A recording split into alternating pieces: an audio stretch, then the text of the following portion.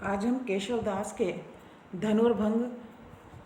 के संबंध में अध्ययन करेंगे कि यहाँ कवि जो है वह बतला रहे हैं। कवि केशव दास जी कहते हैं कि श्री राम जो है वह धनुष के सम्मुख पहुँचे और धनुष के पास पहुंचकर सर्वप्रथम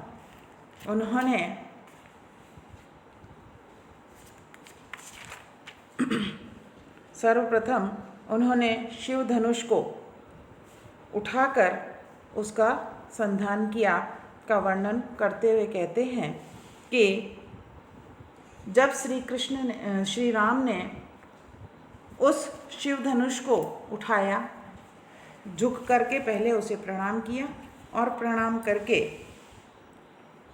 उसे उठाया, उसका संधान किया, तो उससे उत्पन्न जो भयंकर आवाज़ थी, भयंकर टंकार थी, उस टंकार से उत्पन्न शब्द ने, आवाज़ ने मानो क्रोधित होकर संसार के समस्त शक्तिशाली पुरुषों का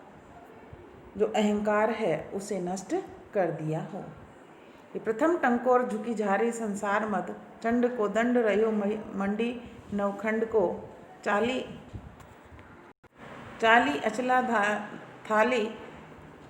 धाली दिक्पाल बल, पाली ऋषिराज के वचन प्रचंड को, सौधु द ईश को, बोधु जगदीश को, क्रोधु उपजाई भृगुनंद भरिभंड को, बांधी वर स्वर्ग को, साथी अपवर्ग धनुभंग को, शब्द गयो भेदी ब्रह्मांड को। तो श्री राम ने शिव धनुष का संधान किया तो उससे उत्पन्न ध्वनि ने मानो संपूर्ण शक्तिशाली पुरुषों के अहंकार को नष्ट कर दिया हो। आगे कवि कहते हैं कि उस शिव धनुष की टंकार से उत्पन्न जो प्रतिध्वनि थी, वह प्रतिध्वनि ब्रह्मांड के जो 9 खंड हैं, उन 9 खंडों में वह ध्वनि व्याप्त हो गई। आगे कवि कहते हैं कि चाली अचल, तो उसकी शिव धनुष की टंकार जो 9 खंडों में व्याप्त हो गई और उसकी घोर ध्वनि से, मतलब उसकी जो ध्वनि उत्पन्न हुई, भयंकर जो ध्वनि उस शिव धनुष के संधान से उत्पन्न हुई, उससे सदैव स्थिर रहने वाली जो धरती है, वह धरती भी कांप गई और जो दिक्पाल हैं, जैसे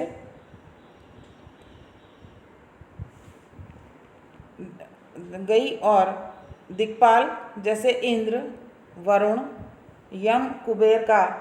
साहस भी, बल भी टूट गया। वे सभी उस टंकार की गूंज से आश्चर्यचकित रह गए। उस टंकार ने मानो महर्षि विश्वामित्र के द्वारा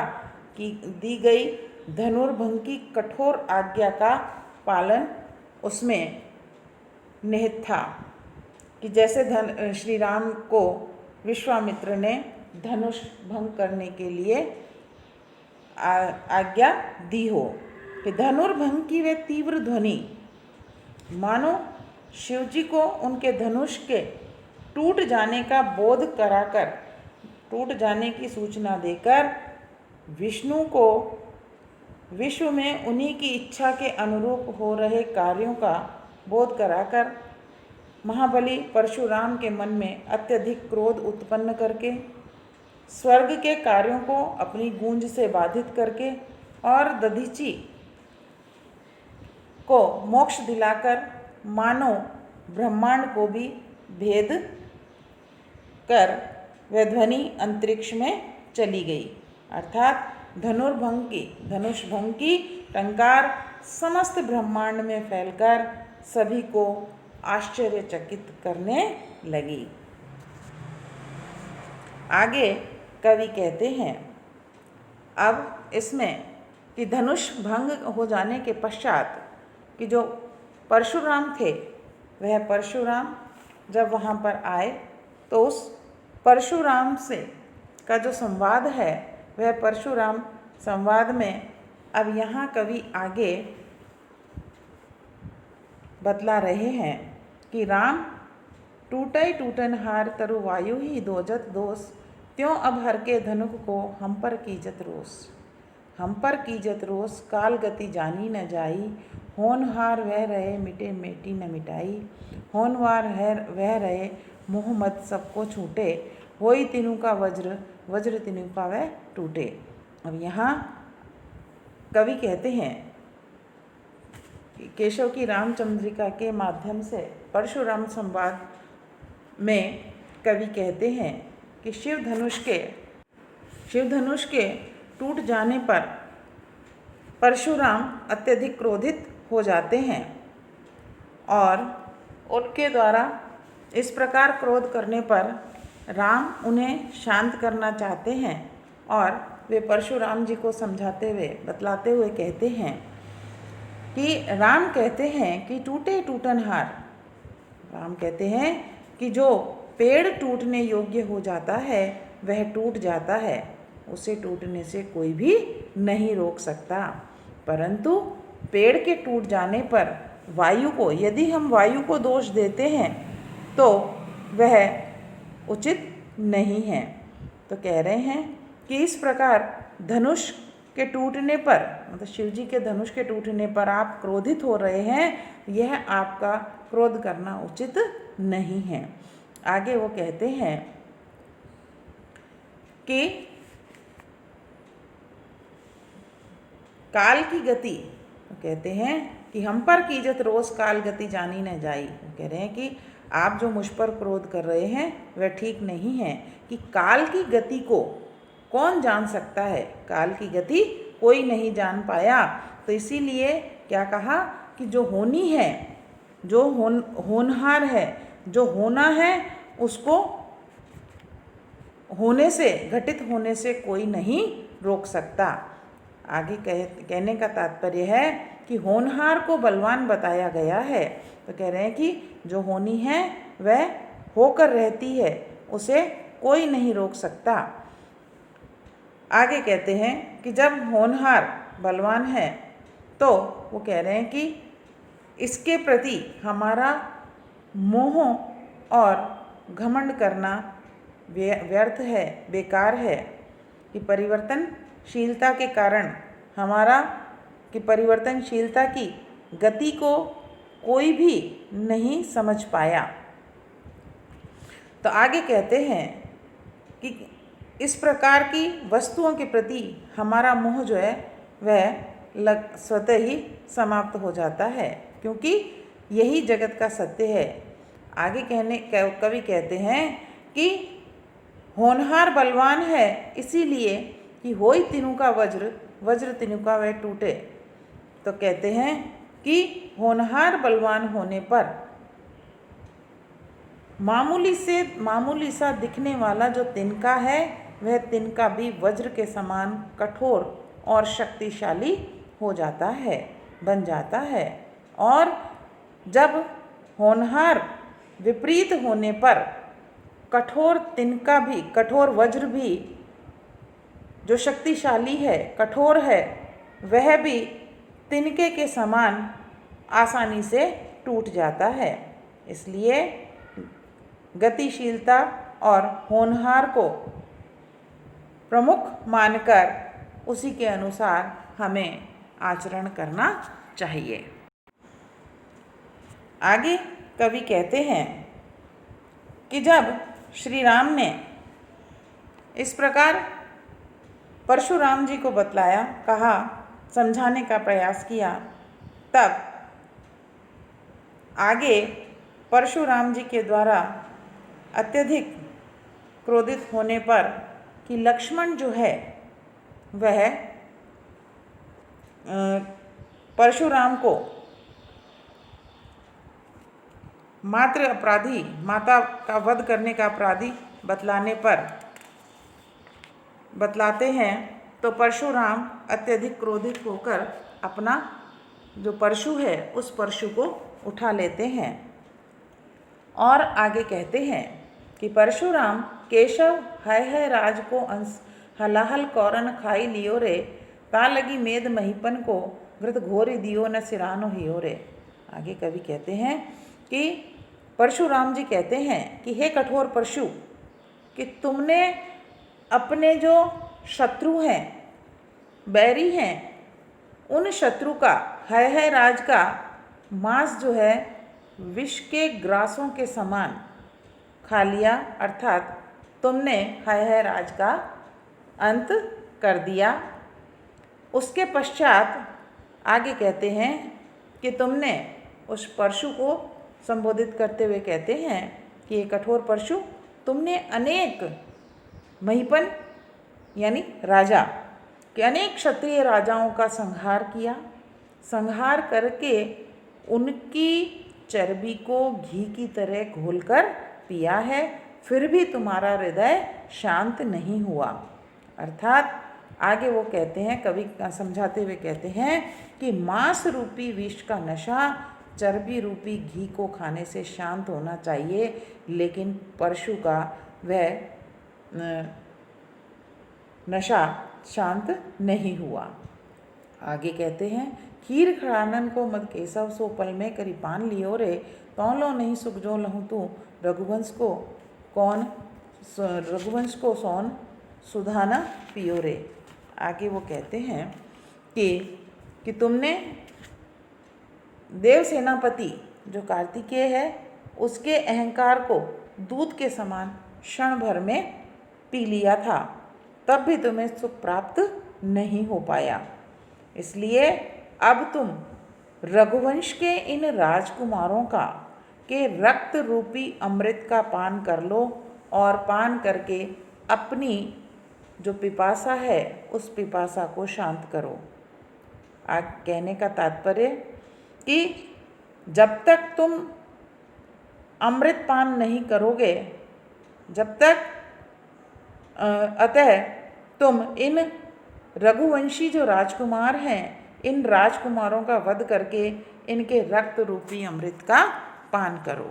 इस प्रकार परशुराम अपने कठोर परशु के विषय में यह बतला रहे हैं। आगे अब कवि जो है वह पंचवटी का वर्णन कर रहे हैं और पंचवटी का वर्णन करते हुए कहते हैं कि सब जाति फटी दुख की दुपटी, कपटी न रहे जहाँ एक घटी, निघटी रूच मीच घटी हूँ, घटी जग जीव यतीन की छूट तटी। अब आगे कवि जो है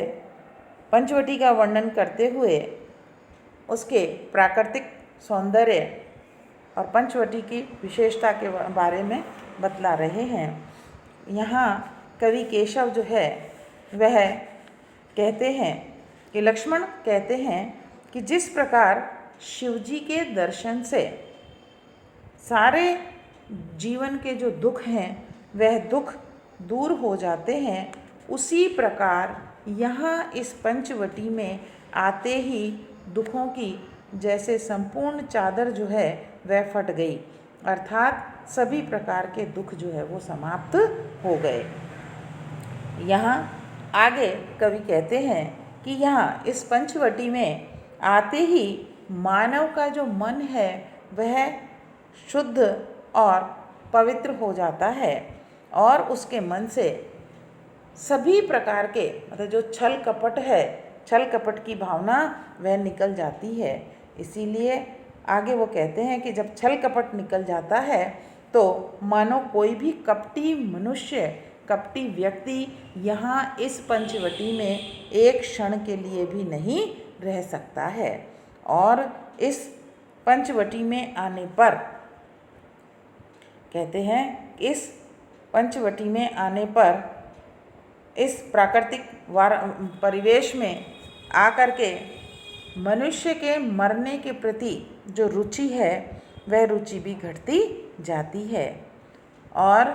आगे कवि कहते हैं कि यहाँ इस पंचवटी में आने पर व्यक्ति के मन से सभी प्रकार की जो भौतिक इच्छाएं हैं वह लुप्त हो जाती है और मन को असीम सुख प्राप्त होता है, शांति प्राप्त होती है और इस प्रकार से उस व्यक्ति की मरने के प्रति रुचि जो है घट जाती है। आगे कहते हैं, अग ओघ की बेरी कटी विकटी निकटी प्रकटी गुरु ज्ञान घटी चहु ओरन नाचती मुक्ति मुक्ति नटी गुण दूर जटी बन पंचवटी। आगे कवि कहते हैं कि लक्ष्मण कहते हैं कि पंचवटी में आते ही, प्रवेश करते ही मनुष्य के पापों की जो बेड़ी है वह बेड़ी कट जाती है और शीघ्र ही उसे ज्ञान की गठरी जो है वह प्राप्त हो जाती है। कहने का तात्पर्य है कि इस पंचवटी में आते ही मनुष्य जो है वह पाप बंधनों से मुक्त हो जाता है और ज्ञान की ओर आकृष्ट होकर वह ज्ञानी बन जाता है। आगे कवि कहते हैं कि इस पंचवटी में कि यहाँ मुक्ति की इच्छा जो है वह नटी के समान चारों ओर नाच रही है। कहने का तात्पर्य कि इस पंचवटी का जो वातावरण है वह सांसारिक तृष्णाओं से, सांसारिक चिंताओं से मुक्ति दिलाने वाला है। इस प्रकार पंचवटी में शिव जी के जो समस्त गुण हैं वह विद्यमान है। कहने का तात्पर्य कि जिस प्रकार शिव जी के दर्शनों से मानव को सभी प्रकार के दुखों से, पापों से मुक्ति और शांति मिलती है, उसी प्रकार इस पंचवटी में आने पर मुक्ति और पापों से मुक्ति और शांति की अनुभूति होती है। आगे यहाँ कवि हनुमान सीता की खोज में लंका जाते हैं, उस लंका गमन का वर्णन कवि केशवदास कर रहे हैं। कहते हैं कि हरि कैसो वाहन की विधि है, कैसो हेम हंस लीक सी लिखत न पाहन के अंक को तेज को निधान राम मुद्रिका विमान कहो लक्ष्मण को बाण छूट्यो रावण निशंक को। अब यहाँ पर कवि जो है हनुमान के लंका गमन का चित्रण करते हुए कहते हैं कि हरि कैसो वाहन, यानी कहते हैं कि विष्णु के वाहन गरुड़ की समान तीव्र गति से, अथवा विधि यानी ब्रह्मा कि ब्रह्मा के वाहन स्वर्ण हंस के समान आकाश रूपी पत्थर पर सोने की रेखा खींचते हुए हनुमान लंका की ओर आकाश में उड़ गए। उन्होंने राम की मुद्रिका को वाहन बनाया और उसको लेकर आकाश की ओर उड़ गए। आगे कहते हैं कि कहते हैं शक्ति और शौर्य व संयम तेज से युक्त हनुमान मानो राम के द्वारा दी गई मुद्रिका यानी अंगूठी को ही विमान बनाकर लंका की ओर उड़ गए। आगे कहते हैं, कवि कहते हैं कि गिरी गजगंड ते उड़ान्यो सुब्रन ली सीता पद पंकज सदा कलंक रंक को हवाई सी छूटी के सोदास आसमान में कमान कैसो बोला हनुमान चलो लंक को। कहते हैं कि मानो कि रावण को मारने के लिए लक्ष्मण ने बाण छोड़ा हो, या अथवा मानो पर्वत रूपी जो हाथी है उस पर्वत रूपी हाथी के कुंभ स्थल से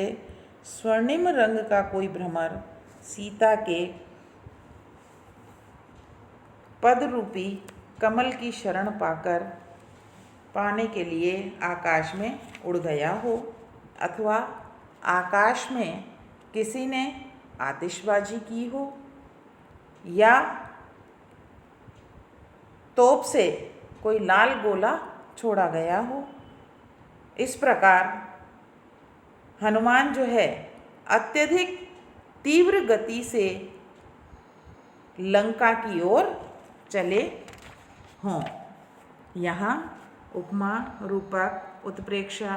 आदि अलंकारों का वर्णन किया गया है